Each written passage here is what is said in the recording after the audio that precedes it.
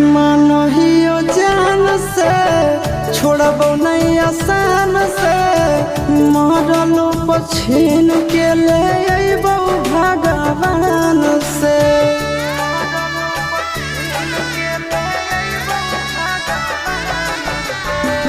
मानहियो जान से छोड़बो नहीं आसान से मरलो पछीन के ले अइबो भगवान से।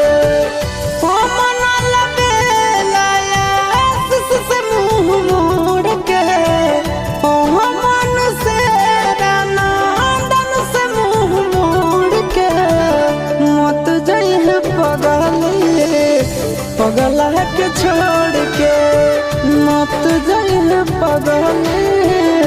पगला के छोड़ के।